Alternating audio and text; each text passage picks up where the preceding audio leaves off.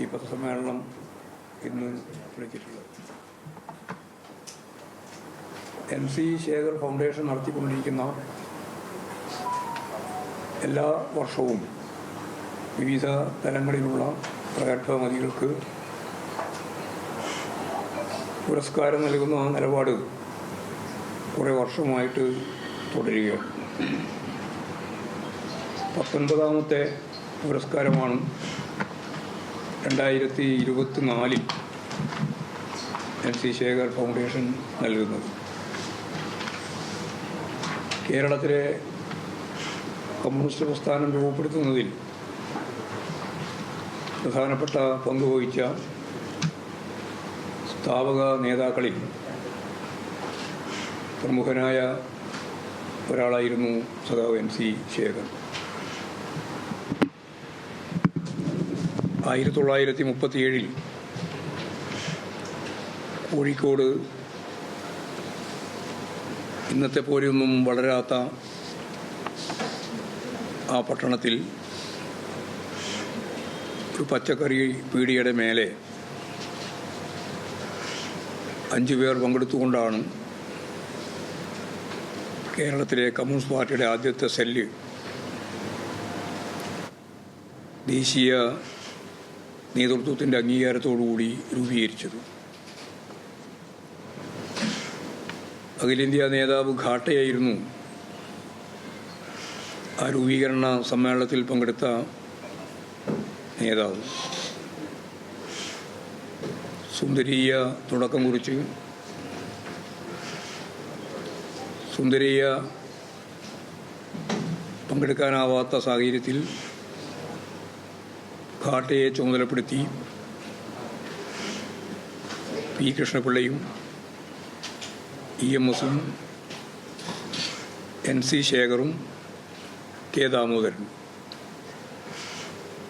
ഈ 4 പേരും ഘാട്ടയും ചേർന്ന 5 സഖാക്കൾ പങ്കെടുത്തുകൊണ്ട് ആദ്യത്തെ കമ്മ്യൂണിസ്റ്റ് പാർട്ടിയുടെ സെല്ല് രൂപീകരിക്കുകയുണ്ടായി 1937. അന്നത്തെ മലബാർ മേഖലയിൽ കേന്ദ്രീകരിച്ച് പ്രവർത്തിക്കുന്ന സഖാക്കളോടൊപ്പം ചേർന്ന് ട്രേഡ് യൂണിയൻ മേഖലയിലൂടെ ഭഗത് സിംഗിനെ തൂക്കിലേറ്റിയ സന്ദർഭത്തിൽ അതിനെതിരായിട്ട് വിവിധ മേഖലകളിൽ വലിയ പ്രതിഷേധ പ്രകടനങ്ങൾ സംഘടിപ്പിച്ചപ്പോൾ തിരുവനന്തപുരത്ത് അദ്ദേഹത്തിന് താമസിക്കുന്ന സ്ഥലത്തിനടുത്ത് തന്നെയുള്ള പ്രതിഷേധ പ്രകടനത്തിൽ പങ്കെടുത്തുകൊണ്ടാണ് NC ശേഖർ പൊതുരാഷ്ട്രീയ തലത്തിലേക്ക് വളരുന്നത്. തിരുവനന്തപുരം കേന്ദ്രീകരിച്ചുകൊണ്ട് യുവജന പ്രസ്ഥാനത്തിന് രൂപം നൽകാനും പ്രവർത്തിക്കാനും അദ്ദേഹം മുൻകൈയെടുക്കുകയുണ്ടായി. തുടർന്നാണ് കൃഷ്ണപിള്ളയുമായി ചേർന്ന് കോഴിക്കോട് കേന്ദ്രീകരിച്ച് മലബാറിൻ്റെ വിവിധ മേഖലയിൽ ട്രേഡ് യൂണിയൻ പ്രസ്ഥാനം സംഘടിപ്പിക്കാൻ നിയോഗിക്കപ്പെട്ടു. കോൺഗ്രസ് സോഷ്യലിസ്റ്റ് പാർട്ടിയുടെ സമുന്നത നേതാവെന്ന നിലയിൽ പ്രവർത്തിക്കുന്നതിനിടയിൽ തന്നെയാണ്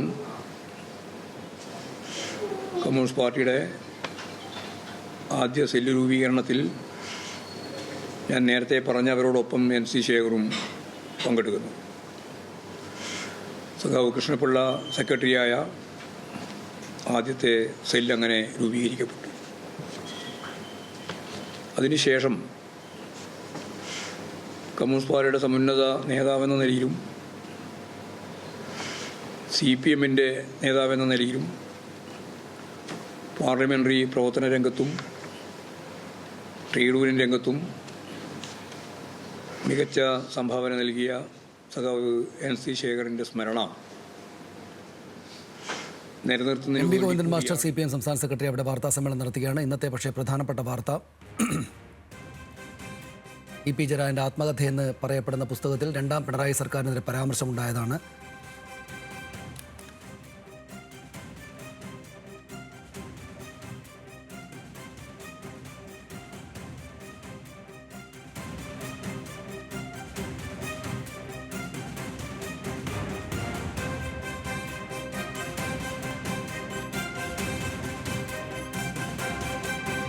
പുസ്തകത്തിൽ രണ്ടാം പിണറായി സർക്കാരിനെതിരെ രൂക്ഷമായ പരാമർശങ്ങളാണുള്ളതെന്നാണ് വിവരം. സർക്കാർ ദുർബലരാണ് എന്ന തോന്നൽ ജനങ്ങൾക്കിടയിലുണ്ടെന്ന് പുസ്തകം പറയുന്നു. LDF കൺവീനർ സ്ഥാനത്ത് നിന്ന് മാറ്റിയതിലല്ല, പാർട്ടി എന്നെ മനസ്സിലാക്കിയില്ല എന്നതിലാണ് സങ്കടമെന്നും പി ജയരാജൻ പുസ്തകത്തിൽ പരാമർശിക്കുന്നുണ്ട്.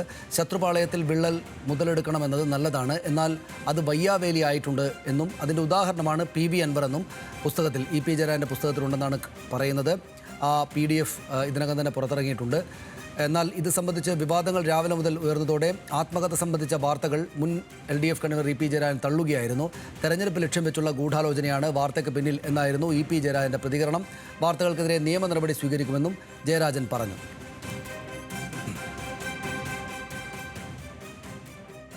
എൻ്റെ ആത്മകഥ ഞാൻ എഴുതിക്കൊണ്ടിരിക്കുകയാണ്. അത് പ്രസിദ്ധീകരിക്കാൻ ഒരാളെയും ചുമതലപ്പെടുത്തിയിട്ടില്ല. ഞാൻ എഴുതിയിടത്തോളമുള്ള കാര്യങ്ങൾ അത് പ്രിൻ്റ് ചെയ്യുന്നതിന് വേണ്ടി ആരെയും ഏൽപ്പിച്ചിട്ടില്ല. അത് ടൈപ്പ് ചെയ്യുന്നതിന് വേണ്ടിയിട്ടുള്ള നടപടിയാണ്. ഇത് എഴുതിയിടത്തോളമുള്ള കാര്യം. ഇന്ന് വന്നിട്ടുള്ള ഒരു കാര്യവും ഞാൻ എഴുതിയതല്ല. ഞാൻ എഴുതാത്ത കാര്യങ്ങൾ എഴുതി ഇന്ന് 10:30 അത് പ്രസിദ്ധീകരിക്കുന്നു എന്ന് പറഞ്ഞുകൊണ്ട് ഒരു വാർത്തയാണ് ഞാൻ കാണുന്നത്. തികച്ചും തെറ്റായിട്ടുള്ള നടപടി. ഇത് ഇന്ന് തെരഞ്ഞെടുപ്പാണ്. ആ തെരഞ്ഞെടുപ്പ് ദിവസം പാർട്ടിക്കെതിരായി വാർത്തകൾ സൃഷ്ടിക്കാൻ ബോധപൂർവം മാനിക്കുലേറ്റ് ചെയ്തിട്ടുള്ളതാണ്. ഇത് സംബന്ധിച്ച് ശക്തമായ നിയമ നടപടി സ്വീകരിക്കും. എങ്ങനെയാണ് ഇങ്ങനെ ഒരു മാനിക്കുലേറ്റ് ചെയ്ത് സംഭവങ്ങൾ സൃഷ്ടിക്കുന്നത്? ഇത് ബോധപൂർവമാണ്. അതിൽ രാഷ്ട്രീയ ഗൂഢാലോചനയുണ്ട്. പ്രസിദ്ധീകരണക്കാരുടെ പ്രത്യേകമായിട്ടുള്ള ചില നടപടികളില്ലേ എന്ന് സംശയിക്കുകയാണ്. അതുകൊണ്ട് ഞാൻ ഇത് പ്രസിദ്ധീകരിക്കാൻ ആരെയും ചുമതലപ്പെടുത്തിയിട്ടില്ല. ഞാനിത് പൂർത്തീകരിച്ച് കഴിഞ്ഞിട്ടില്ല. ഇപ്പോഴും എഴുതിക്കൊണ്ടിരിക്കുകയാണ്. ഇന്ന് വന്നിരിക്കുന്ന കാര്യങ്ങൾ, ഇന്നല്ലേ തെരഞ്ഞെടുപ്പ്, അതിലൊക്കെ സ്ഥാനാർത്ഥികളെക്കുറിച്ചൊക്കെ പരാമർശം ബോധപൂർവം ഉണ്ടാക്കിയിട്ടുള്ളതാണ്. അതുകൊണ്ട് ഇതിൻ്റെ എല്ലാ വശങ്ങളും പരിശോധിച്ച് ആവശ്യമായ നടപടി സ്വീകരിക്കും.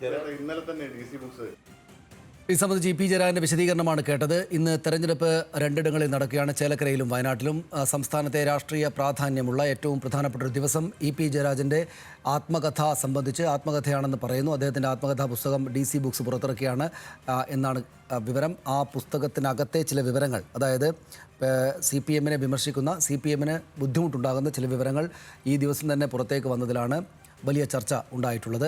ഇത് നമ്മളിപ്പോൾ കേട്ടതുപോലെ പി ജയരാജനെ നിഷേധിക്കുകയാണ്. പക്ഷേ ഏതാണ്ട് 100 പേജിന് മുകളിലുള്ള ഒരു പുസ്തക ഭാഗമാണ് PDF രൂപത്തിൽ പുറത്തു വന്നത്. അതിനകത്ത് ഈ പറയുന്ന കാര്യങ്ങളെല്ലാം തന്നെയുണ്ട്. പി ജയരാജൻ്റെ നിഷേധം കൊണ്ട് മാത്രം കാര്യമുണ്ടാകുമോ എന്ന് നമുക്കറിയുകയില്ല. എങ്കിലും കഴിഞ്ഞ ലോക്സഭാ തെരഞ്ഞെടുപ്പിൻ്റെ വോട്ടിംഗ് ദിവസം പി ജയരാജൻ പ്രകാശ് ജാവ്ദേക്കറെ കണ്ടു എന്ന വിവാദമായിരുന്നു ഉണ്ടായിരുന്നതെങ്കിൽ ഇന്നും ഈ തെരഞ്ഞെടുപ്പ് ദിവസവും രാവിലെ പി ജയരാജൻ വഴിയുണ്ടായ ഒരു വിവാദത്തിലൂടെയാണ് രാവിലെ മുതൽ കാര്യങ്ങൾ മുന്നോട്ട് പോകുന്നത്. ഇപ്പോൾ കണ്ണൂരിൽ നിന്ന് നിഖിൽ നമ്മോടൊപ്പം ചേരുന്നുണ്ട്. നിഖിൽ, ഇത് പി ജയരാജൻ നിഷേധിക്കുകയാണ്, പക്ഷേ അദ്ദേഹത്തിൻ്റെ നിഷേധം പൂർണ്ണമായിട്ടും ശരിയല്ല എന്ന തോന്നലുണ്ടാക്കുന്ന കാര്യങ്ങളാണ് നമ്മുടെ മുന്നിലുള്ളത്. ഇപ്പോൾ പൊതുവിൽ നമുക്ക് ലഭിക്കുന്ന വിവരങ്ങൾ എന്തൊക്കെയാണ്? സനീഷ്, പി ജയരാജൻ ഇത് നിഷേധിക്കുമ്പോൾ പോലും ഈ 182 പേജുകളുള്ള ആത്മകഥ, പി ജയരാജൻ്റെതെന്ന് പറയുന്ന ആത്മകഥയുടെ പൂർണ്ണ രൂപം തന്നെയാണ് പുറത്തു വന്നിരിക്കുന്നത് എന്നത് ശ്രദ്ധേയമാണ്. അതിൽ തുടക്കം മുതൽ, അതായത് പി ജയരാജൻ രാഷ്ട്രീയത്തിലേക്ക് വരുന്ന സാഹചര്യം, അദ്ദേഹം നേതൃത്വം നൽകിയ രാഷ്ട്രീയ പോരാട്ടങ്ങൾ, അദ്ദേഹത്തിന് നേരിടേണ്ടി വന്ന തിരിച്ചടികൾ, ഇങ്ങനെയുള്ള കാര്യങ്ങളെല്ലാം തന്നെ പരാമർശിച്ചു പോകുന്ന 182 പേജുകളാണ്. അതിന്റെ അവസാന ഭാഗത്താണ് ഈ സമകാലികമായ സംഭവങ്ങൾ പരാമർശിച്ചു പോകുന്നത്. അവിടെയാണ് ഈ സ്വതന്ത്രരായ ആളുകളെ തെരഞ്ഞെടുപ്പുകളിൽ മത്സരിപ്പിക്കുന്നതും അല്ലെങ്കിൽ മുന്നണിക്കൊപ്പം കൂട്ടുന്നതും ഒക്കെയുള്ള കാര്യങ്ങൾ പറയുന്നത്. അപ്പോൾ സ്വാഭാവികമായും പി ജയരാജൻ പറയുന്നത് പോലെ ഇത് തന്റെ ആത്മകഥയല്ല എന്ന് പൂർണ്ണമായും പറയാവുന്ന ഒരു സാഹചര്യവും ഇല്ല എന്നുള്ളത് വസ്തുതയാണ്. അതിനപ്പുറത്തേക്ക് ഈ അവസാന ഭാഗത്ത് പി ജയരാജൻ ആരോപിക്കുന്നത് പോലെ എന്തെങ്കിലും മാനിപ്പുലേഷൻ നടന്നിട്ടുണ്ടോ എന്നുള്ളത് മാത്രമാണ് ഒരു സംശയമായി നിലനിൽക്കുന്നത്. കാരണം പി ജയരാജനെ പോലെ ഒരാൾ ഒരു ആത്മകഥ എഴുതുമ്പോൾ, അത് മാത്രമല്ല നേരത്തെ LDF കൺവീനർ സ്ഥാനത്ത് നിന്ന് പുറത്താക്കപ്പെട്ടതിന് പിന്നാലെ പി ജയരാജൻ വ്യക്തമാക്കിയതാണ് തന്റെ ആത്മകഥ എഴുതുന്നുണ്ട്, അതിൽ കൂടുതൽ തനിക്ക് പറയാനുള്ള കാര്യങ്ങളെല്ലാം പറയുമെന്ന്. അങ്ങനെ ഒരു ആത്മകഥ വരുമ്പോൾ ഈ സമകാലിക സംഭവങ്ങൾ അതിൽ ഉൾപ്പെടുമോ എന്നത് മാത്രമാണ് ഒരു സംശയമായി നിലനിൽക്കുന്നത്. ഈ LDF കൺവീനർ സ്ഥാനത്ത് നിന്ന് മാറ്റിയതിലുള്ള അതൃപ്തി ഉൾപ്പെടെയുള്ള കാര്യങ്ങളെല്ലാം പി ജയരാജൻ ആ പുസ്തകത്തിൽ തുറന്നെഴുതാനുള്ള എല്ലാ സാധ്യതയും ഉണ്ട് എന്നുള്ളതും അവിടെ നിൽക്കുന്നു. ഇതിന്റെ രണ്ടാമത്തെ വശം DC ബുക്സുമായി ബന്ധപ്പെട്ടതാണ്. ഈ DC ബുക്സിനെ താൻ ഈ ആത്മകഥ പ്രസിദ്ധീകരിക്കാൻ ഏൽപ്പിച്ചിട്ടില്ല എന്ന് ആവർത്തിച്ച് പറയുന്നുണ്ട് പി ജയരാജൻ എന്നുള്ളതാണ്. അങ്ങനെയെങ്കിൽ ഇന്നലെ തന്നെ ഒരു ട്രെയിലർ എന്ന നിലയിൽ സമൂഹ മാധ്യമങ്ങളിൽ ഒരു കാർഡ് ഇറക്കുകയും ഇതാ പി ജയരാജന്റെ തുറന്നെഴുത്തുകൾ ഉൾപ്പെടുന്ന ആത്മകഥ പ്രസിദ്ധീകരിക്കാൻ പോകുന്നു എന്ന് DC ബുക്സ് പരസ്യപ്പെടുത്തുകയും ചെയ്യുന്ന ഒരു സാഹചര്യം എങ്ങനെ ഉണ്ടായി എന്നുള്ളത് ഒരു കാര്യമാണ്. അതിനും അപ്പുറത്തേക്ക് ഇത്ര പി ജയരാജനെ പോലെ ഒരാളുടെ ആത്മകഥ സ്വാഭാവികമായും രാഷ്ട്രീയ കേരളം കാത്തിരിക്കുന്ന ഒരു ആത്മകഥയാണ്. അങ്ങനെ ഒരു ആത്മകഥ പുറത്തിറങ്ങുന്നതിന് മുൻപ് തന്നെ അതിന്റെ പൂർണ്ണ രൂപം PDF രൂപത്തിൽ എങ്ങനെ പുറത്തേക്ക് വരുന്നു, അതെങ്ങനെ മാധ്യമങ്ങളിലേക്ക് എത്തുന്നു എന്നൊരു കാര്യമുണ്ട്. ഇതെല്ലാം ഇതിന് പിന്നിൽ എന്തെങ്കിലും രാഷ്ട്രീയ ഗൂഢാലോചനയുണ്ടോ എന്ന പി ജയരാജന്റെ സംശയത്തെ ബലപ്പെടുത്തുന്നത് തന്നെയാണ്. ഇക്കാര്യങ്ങളിൽ എന്തായാലും പൂർണ്ണമായും വ്യക്തത വരേണ്ടത് DC ബുക്സിന്റെയും പി ജയരാജന്റെയും പൂർണ്ണമായ വിശദീകരണങ്ങളിലൂടെ തന്നെയാണ്. അതിനെതിരായിട്ടുള്ള നിയമ നടപടികളുമായിട്ട് മുന്നോട്ടേക്ക് പോകുമെന്ന് അദ്ദേഹം തന്നെ പരസ്യമായിട്ട് ഞാനും നിങ്ങളും എല്ലാം കേൾക്കത്തക്ക രീതിയിൽ ഇപ്പോൾ പറഞ്ഞിരിക്കുകയാണ്. അതാണ് വസ്തുതാപരമായിട്ട് ഞങ്ങൾക്ക് പറയാനുള്ളത്. ഇലക്ഷനും മറ്റ് രാഷ്ട്രീയമായ ഇടതുപക്ഷ അനുകൂലമായ രാഷ്ട്രീയ സാഹചര്യങ്ങളൊക്കെ വരുമ്പോൾ പിന്നെ ഈ മാധ്യമങ്ങളും ചില ആളുകളെല്ലാം ചേർന്ന് ഇതുപോലുള്ള നിരവധി വാർത്തകൾ പലപ്പോഴും ചമക്കാറുണ്ട് എന്നുള്ളത് സത്യമാണ്. പ്രകാശ് കാരാട്ട്, പാർട്ടിയുടെ അഖിലേന്ത്യാ കോർഡിനേറ്ററായിട്ട് പ്രവർത്തിക്കുന്ന സഖാവ് പ്രകാശ് കാരാട്ട് തന്നെ ഈ കാര്യം ഇപ്പോൾ ചൂണ്ടിക്കാണിച്ചിട്ടുണ്ട്. ഞങ്ങൾക്കിതിൽ വേറെ ഒരു കാര്യവും പറയാനില്ല. കാരണം ആരെപ്പറ്റിയാണോ ആ പുസ്തകത്തെ പറ്റിയെല്ലാം പറഞ്ഞിട്ടുള്ളത് അദ്ദേഹം തന്നെ അതിനിശ്ചിതമായിട്ട് അത്തരത്തിലുള്ള ഒരു കാര്യവും ഇല്ല എന്ന് പറഞ്ഞു കഴിഞ്ഞ സാഹചര്യത്തിൽ ജയരാജൻ പറയുന്നത് വിശ്വസിക്കുക എന്നുള്ളത് തന്നെയാണ് പാർട്ടിക്ക് ചെയ്യാൻ സാധിക്കുന്ന കാര്യം.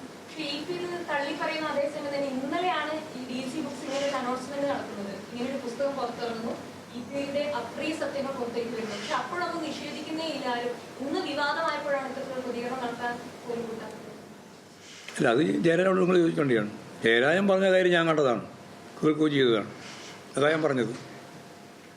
വളരെ പ്രകോപനപരമായിട്ടാണ് ജയരാജൻ അതിനോട് പ്രതികരിച്ചത്. തികച്ചും തെറ്റായ രീതിയിലാണ് ഇത് പ്രസിദ്ധീകരിക്കപ്പെട്ടത്. ഒരു കമ്പനിക്കും ഞാൻ കൊടുത്തു കഴിഞ്ഞിട്ടില്ല, ഒരു കരാറും ഉണ്ടാക്കിയിട്ടില്ല. അതുകൊണ്ട് തെറ്റായ രീതിയിലുള്ള പ്രചരണമാണ് നടത്തിക്കൊണ്ടിരിക്കുന്നത് എന്ന് പി ജയരാജൻ കൃത്യമായിട്ട് പറഞ്ഞിരിക്കുകയാണ്. പിന്നെ വാർത്താ മാധ്യമങ്ങൾ പലതും ഉണ്ടാക്കുകയും പറയുകയും ചെയ്തുകൊണ്ടിരിക്കും. അതിന് പറയാൻ അത്ഭുതകരമായ സാഹചര്യം ഞങ്ങൾക്കില്ല.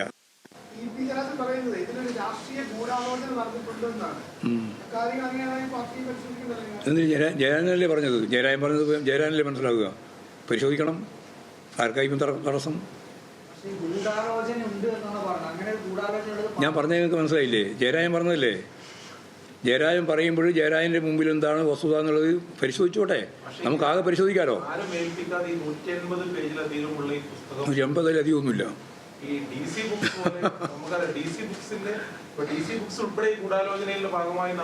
അറിയില്ല, നമുക്കെങ്ങനെ പറയാൻ സാധിക്കുക? ഏതോ ആകാശത്ത് കയറി നിന്നിട്ട് ചോദ്യം ചോദിക്കുക, എന്നിട്ട് അതിന് ഉത്തരം പറയാൻ ഞാൻ എന്ത് ബാധ്യത?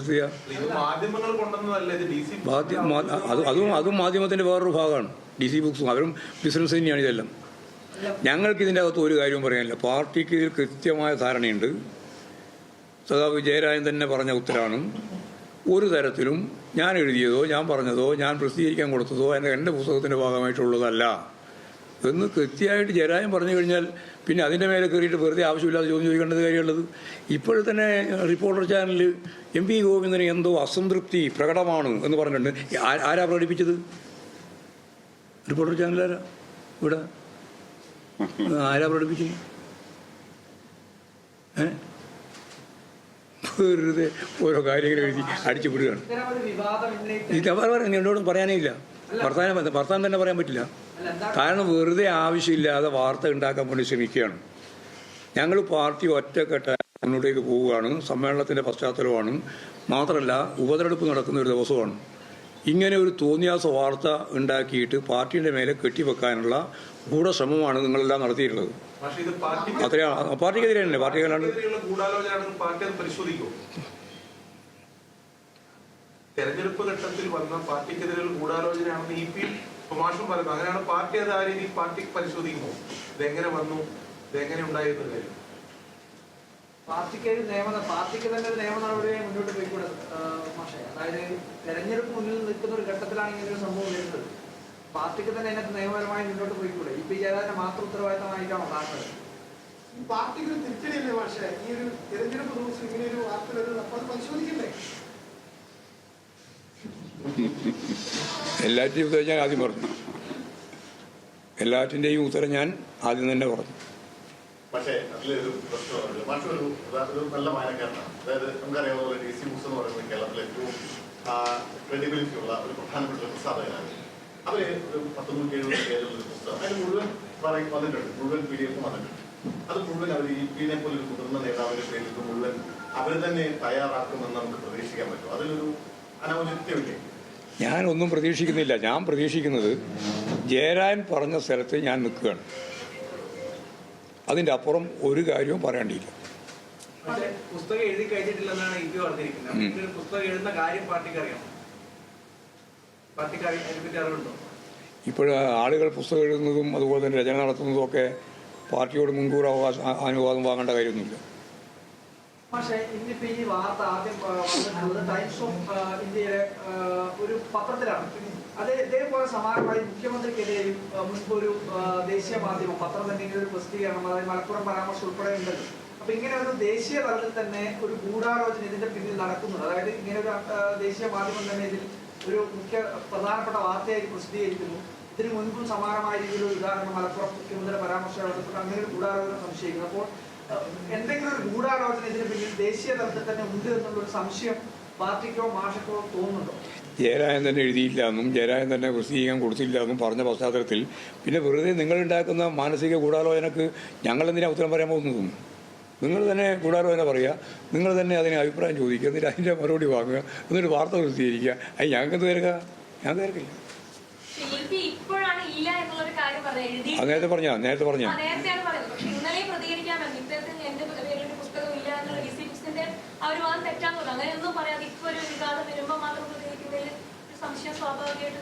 ഞങ്ങൾക്കൊരു സംശയം തോന്നിയിട്ടില്ല. നിങ്ങൾക്ക് തോന്നിയിട്ടുണ്ടാവും. ജയരാജനോട് ചോദിച്ചാൽ മതി. പാർട്ടിയുടെ കേന്ദ്ര കമ്മിറ്റി അംഗം പറയാത്തതോ അല്ലെങ്കിൽ അത്തരത്തിൽ ഏൽപ്പിക്കാത്ത ഒരു കാര്യം DC ബുക്സ് പോലെയുള്ള ഒരു കണ്ടന്റായി അത് പുറത്തു വരുമ്പോൾ പാർട്ടി അതിനെങ്ങനെയാണ് കാണുന്നത്? നിയമപരമായി കൈകാര്യം ചെയ്യുമെന്ന് ജയരാജൻ പറഞ്ഞു കഴിഞ്ഞു. ഞാൻ നേരത്തെ പറഞ്ഞില്ലേ അത്? വെറുതെ ഇങ്ങനെ ചോദിച്ചുകൊണ്ടിരിക്കുക. പാർട്ടിക്കെതിരായ ഗൂഢാലോചന ഉൾപ്പെടെയുള്ള പ്രശ്നങ്ങൾ വേറെ ചർച്ച ചെയ്യാം. ഇതിപ്പോൾ ഈ പുസ്തകവുമായിട്ട് ബന്ധപ്പെട്ട ഗൂഢാലോചനയാണല്ലോ പറഞ്ഞത് ജയരാജൻ. അത് വെച്ച് ആവശ്യമായ നിലപാട് സ്വീകരിക്കട്ടെ. അതുപോലെ കേസ് കൊടുക്കുന്നതിനെ പറ്റിയും ജയരാജൻ പറഞ്ഞു കഴിഞ്ഞിട്ടുണ്ട്. കൊടുക്കട്ടെ. ജയരാജൻ ഒരു സമ്മേളനത്തിലാണ്. പക്ഷേ ഈ പുസ്തകത്തിനകത്ത് പറയുന്നത് ഈ പാലക്കാട്ടെ തെരഞ്ഞെടുപ്പുമായി ബന്ധപ്പെട്ടുകൊണ്ട് കാര്യം പറയുന്നത് സരിന്റെ സ്ഥാനാർത്ഥിത്വമായി ബന്ധപ്പെട്ട് ചില കാര്യങ്ങൾ പറയുന്നുണ്ട്. അപ്പൊ പാർട്ടിക്കകത്ത് ഈ സരിന്റെ സ്ഥാനാർത്ഥിത്വമായി ബന്ധപ്പെട്ട് ഏതെങ്കിലും തരത്തിലുള്ള അഭിപ്രായ വ്യത്യാസം ഉണ്ടായിരുന്നു?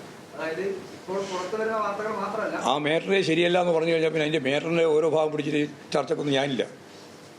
പാർട്ടി നേതാവ് ഒരു പുസ്തകം എഴുതുമ്പോൾ പാർട്ടി അറിയിക്കേണ്ടതില്ല. പാർട്ടി നേതാവ് പുസ്തകം എഴുതുന്നതിനെ പറ്റി ആലോചിക്കുമ്പോൾ ഒന്നും അന്വേഷിക്കേണ്ടതില്ല. അങ്ങനെ ചോദിക്കുക. പ്രസിദ്ധീകരിക്കുന്നതിനെ സംബന്ധിച്ച് പാർട്ടി ആയിട്ട് ആലോചിക്കേണ്ടതുണ്ട്. ഇല്ലില്ല, അത് കാരണം എഴുതി പൂർത്തിയാക്കിയില്ലല്ലോ ചേരാ. നിങ്ങൾക്ക് എന്താ പറഞ്ഞ മനസ്സിലാവാത്?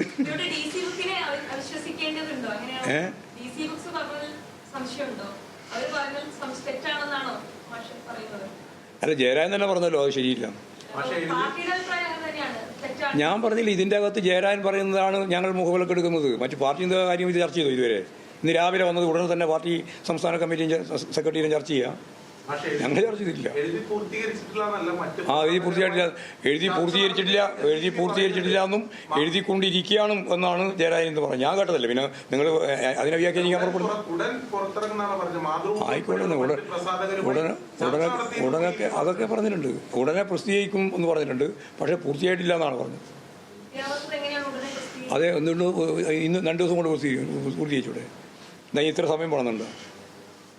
എഴുതി പൂർത്തീകരിക്കാതെ വളരെ പെട്ടെന്ന് തന്നെ പൂർത്തീകരിച്ച് പ്രസിദ്ധീകരിക്കാമല്ലോ.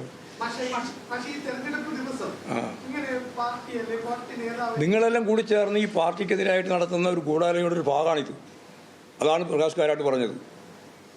പോരെ? DC ബുക്സിന്റെ ഭാഗത്തുനിന്നാണ് ഏത് ബുക്കിൻ്റെ ഭാഗത്തായ DC ബുക്കാണോ വേറെ ഏതെങ്കിലും ബുക്കാണോ ഞാൻ പറയുന്നില്ല. ഏത് ബുക്സിൻ്റെ ഭാഗമായിട്ടും അവർ ഒരു മാർക്കറ്റ് സംവിധാനം കൈകാര്യം ചെയ്യുന്നതിൻ്റെ ഭാഗമായിട്ട് പാർട്ടിക്കെതിരായിട്ട് ഇതുപോലുള്ള സന്ദർഭങ്ങളിൽ ഉപയോഗിക്കുന്നു എന്നുള്ളതാണ് സത്യം. അത് ഉപയോഗിക്കുന്നു, അത്രയേ ഉള്ളൂ. ഒരു സുപ്രധാന തെരഞ്ഞെടുപ്പ് നടക്കുന്നു, ഇങ്ങനെ ഒരു വാർത്ത വരുന്നു. അപ്പോൾ അത് പാർട്ടി അതിന് ഗൗരവത്തോടെ കാണുന്നില്ല, വളരെ ലാഭത്തോടു കൂടിയാണ് ഈ വിഷയത്തെ കാണുന്നത്. ഇതിനെ കോൺഗ്രസും BJP ഒക്കെ വലിയ രീതിയിൽ ആയുധമാക്കി ഉപയോഗിക്കുന്നത് തെരഞ്ഞെടുപ്പിന്റെ അത് ഏത് ആയുധമാക്കി ഉപയോഗിക്കാത്തത്? പാർട്ടിക്കെതിരെ എത്തുന്ന എല്ലാ ഇതേവരെ പാർട്ടിക്ക് എതിരായിട്ട് ഉപയോഗിച്ചതെല്ലാം വലിയ ഗൗരവം ഉണ്ടായിട്ടാണ്. ഹിമാരുടെ തന്നെയാണ് ഉപയോഗിക്കല്. ഇത് ഉപതെരഞ്ഞെടുപ്പിൽ എങ്ങനെ പ്രതിഫലിക്കുന്നതാണ് പാർട്ടി? എങ്ങനെയും പ്രതിഫലിക്കില്ല, തിരിച്ചടി ഉണ്ടാവില്ല. ഒരു തിരിച്ചടി ഉണ്ടാവില്ല. പക്ഷേ EPI തെരഞ്ഞെടുപ്പ് വേളകളെല്ലാം തന്നെ ഇത്തരം ലോക്സഭാ തെരഞ്ഞെടുപ്പിൽ ഒരു വിവാദം ഉണ്ടായത് മാഷ് ശ്രദ്ധയിലുണ്ട്. അപ്പോൾ ഇപ്പോൾ ഒരു ഉപതെരഞ്ഞെടുപ്പ് നടക്കുമ്പോൾ ഇങ്ങനെ ഒരു വിവാദം ഉണ്ടാകും. അപ്പോൾ EPI ഇങ്ങനെ നിരന്തരമായി ഇങ്ങനെ ഒരു വിവാദത്തിലേക്ക് വലിച്ചിഴക്കുന്നതിൽ എന്തെങ്കിലും EPക്കെതിരായ ഒരു ഗൂഢാലോചനയാണോ നടക്കുന്നത്? ഒരു സംശയം ജനിപ്പിക്കുന്നില്ലേ ഇങ്ങനെ ഒരു സംഭവങ്ങൾ തുടർച്ചയായി വരുമ്പോൾ? സ്വാഭാവികമായി പക്ഷേ ഈ വിഷയം പാർട്ടി പരിശോധിക്കും. ഞങ്ങൾ ഏത് വിഷയമാണ് പരിശോധിക്കാത്തത്? ഇത് പരിശോധിക്കും.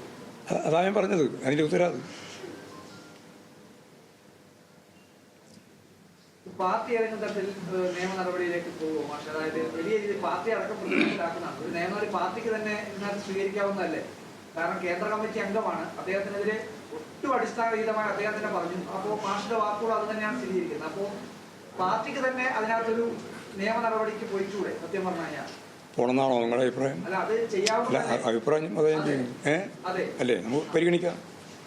സ്വീകരിക്കും, നിയമ നടപടി സ്വീകരിക്കും എന്നൊന്നും ഞാൻ പറഞ്ഞില്ല, പരിഗണിക്കാന്നാ പറഞ്ഞു. ആ, സ്വീകരിക്കുമെന്നല്ല ചോദിച്ചു, പരിഗണിക്കുമെന്ന് ചോദിച്ചു. സ്വീകരിക്കാൻ പറ്റുമോ? നിയമ നടപടി സ്വീകരിക്കാൻ പറ്റുമോ? അതെ, പരിശോധിക്കാം. സംബന്ധിച്ചിടത്തോളം ഓരോ വോട്ടെടുക്കുന്നതിനും അതുപോലെ എന്തെങ്കിലുമൊക്കെ ഒരു വിവാദമാണ്. അതിലെന്താണ് മാഷ് പറയാനുള്ളത്? ആകെ ഒരു തെരഞ്ഞെടുപ്പിന് മാത്രമേ അങ്ങനെ വന്നിട്ടുള്ളൂ. ഇതിപ്പോൾ അദ്ദേഹത്തിൻ്റെ ഉത്തരവാദിത്തമല്ല, ഇത് മറ്റ് വാർത്തകൾ കൊണ്ടുവന്നെയാണ്.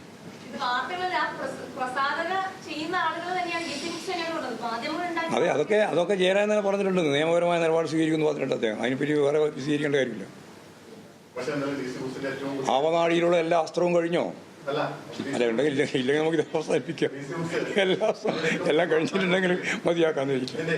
ആ,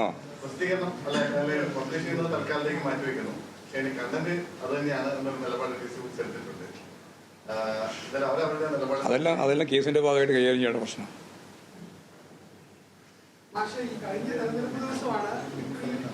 അത് നേരത്തെ ചോദിച്ച ചോദ്യമാണ്, പുതിയ ചോദ്യം ചോദിക്കും. നിങ്ങൾ പുതിയ കാര്യം നിങ്ങളുണ്ടെങ്കിൽ ചോദിക്കും.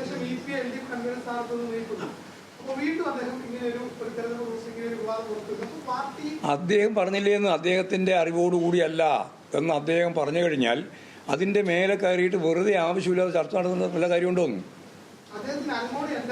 ആ, ശരി, നിങ്ങൾക്ക് എങ്ങനെയും കാണാം. ഞങ്ങൾ കണ്ടത് ഇത്രയേ ഉള്ളൂ. ജയരാജൻ അറിയാതെ ജയരാജനുമായിട്ട് ബന്ധപ്പെട്ട വാർത്ത വന്നതിൽ അതിശക്തിയായിട്ട് പ്രതികരിക്കുകയും അതിന് നിയമപരമായ നിലപാട് സ്വീകരിക്കുകയും ചെയ്യുമെന്ന് ജയരാജൻ പറഞ്ഞു കഴിഞ്ഞിട്ടുണ്ട്. അവിടെയാണ് പാർട്ടി ഇപ്പോൾ നിൽക്കുന്നത്. നിങ്ങൾ ഓരോരുത്തർ പറയുന്ന ഓരോ വാക്കിനും മറുപടി പറയാനൊന്നും എനിക്ക് ബാധ്യതയില്ല കേട്ടാ.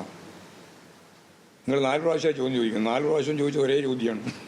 അതിന് പക്ഷേ പല രീതി പറഞ്ഞുകൊണ്ടിരിക്കുകയാണ്. പക്ഷേ ഈ തെരഞ്ഞെടുപ്പ് ദിനത്തിൽ അസാധാരണമായ വിധം ഇത്തരത്തിലൊരു കണ്ടന്റ് EP ജയരാജൻ ഒരു ആത്മകഥ രൂപത്തിൽ പുറത്തു വരുന്നു. അത് വലിയ രീതിയിൽ ചർച്ചയാവുന്നു. അത് പക്ഷെ അതിൽ EP തന്നെ നടപടി സ്വീകരിക്കും എന്ന് പറയുന്നിടത്താണ് അതിൽ പാർട്ടി ആ രീതിയിൽ. പിന്നെ ജയരാജൻ എഴുതിയ പുസ്തകത്തെ സംബന്ധിച്ചിടത്തോളം പിന്നെ ആരാണ് നടപടി സ്വീകരിക്കുക?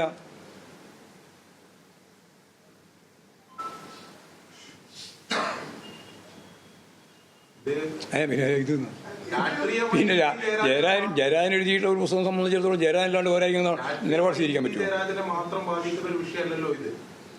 ബാക്കി പാർട്ടിയെ ആകെ ബാധിക്കുന്ന കാര്യം ഞങ്ങൾ പാർട്ടി എന്ന രീതിയിൽ ആലോചിച്ചോളാം. അത് പറയാം. നിങ്ങൾ അതിൻ്റെ ആവശ്യമില്ലാത്ത രീതിയിലുള്ള ചർച്ചയിലേക്ക് പോകേണ്ടിയില്ല. ഇതിപ്പം ഒരു പുസ്തക പ്രസാധനവുമായി ബന്ധപ്പെട്ട പ്രശ്നമാണ്. അത് കൃത്യമായിട്ട് നിയമ നടപടി സ്വീകരിക്കുമെന്ന് ജയരാജൻ തന്നെ പറഞ്ഞിട്ടുണ്ട്. അതിനടിസ്ഥാനപ്പെടുത്തി കാര്യങ്ങൾ കൈകാര്യം. വോട്ടെടുപ്പ് ചെയ്തുകൊണ്ടിരിക്കുകയാണ്. ആ, പ്രതീക്ഷ എങ്ങനെയൊക്കെയാണ്? നല്ല രീതിയിൽ ജയിക്കും ചേലക്കര. വിവാദങ്ങളും ഈ പ്രശ്നങ്ങളും വിവാദങ്ങൾ നിങ്ങളുണ്ടാക്കാൻ പുറപ്പെട്ട വിവാദത്തിന് എന്തെങ്കിലും കാര്യം എപ്പോഴെങ്കിലും ഞങ്ങൾ ഗൗനിച്ചിട്ടുണ്ടോ? നിങ്ങൾ ഒരുപാട് ഗൗരവതരമായ നിങ്ങൾ തന്നെയല്ലേ എന്നെപ്പറ്റി ഇപ്പം പറഞ്ഞത്.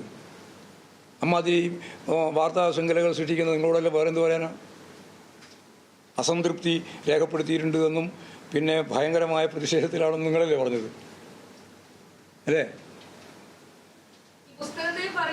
ഞാൻ ഇതിനകത്ത് കണ്ടില്ല. ഞാൻ കണ്ടിട്ടുണ്ട്. നമ്മളെ ചാനലിൽ ബന്ധപ്പെട്ടപ്പോൾ അങ്ങനെ ഒരു വാർത്ത ചാനലിൽ തന്നെ കണ്ടിട്ടുണ്ട്. അത് ആ ചാനലിലേ വന്നിട്ടുള്ളൂ, വേറെ ചാനലൊന്നും വന്നിട്ടില്ല. അതുകൊണ്ടാണ് ഞാൻ അങ്ങനെ പറഞ്ഞത്. നമുക്ക് പരിശോധിക്കാം. എന്ത് പരിശോധിക്കാൻ? എന്ത് പരിശോധിക്കാനായി? ആധുനികമായി ബന്ധപ്പെട്ടപ്പോ നീ ഒന്നും പരിശോധിക്കാനില്ല.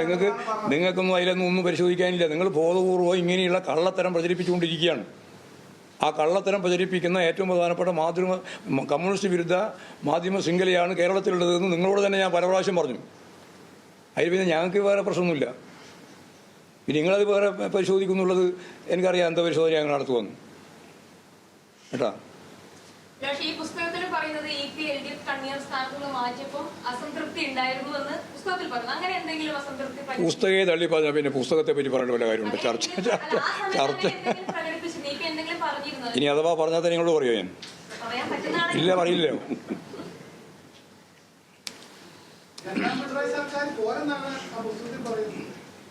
ഞാൻ നേരത്തെ പറഞ്ഞു ആ പുസ്തകത്തെ പറ്റിയിട്ട് ചർച്ചയില്ല.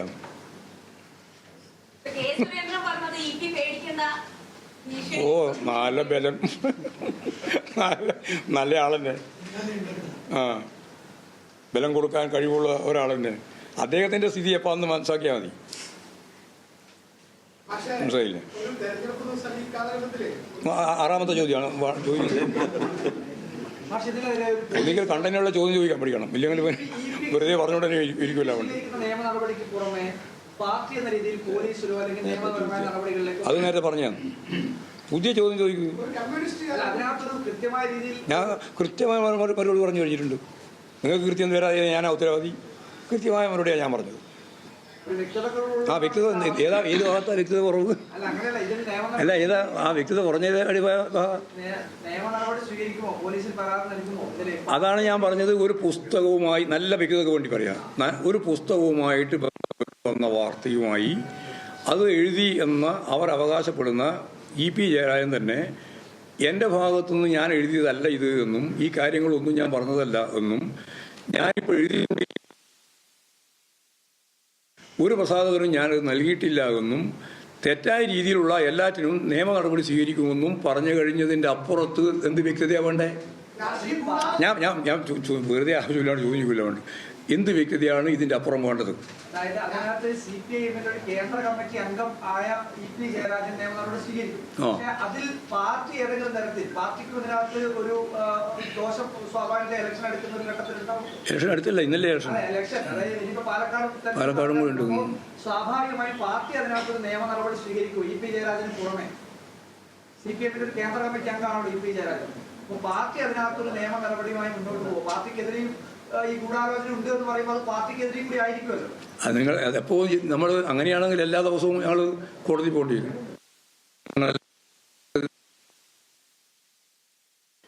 പിന്നെ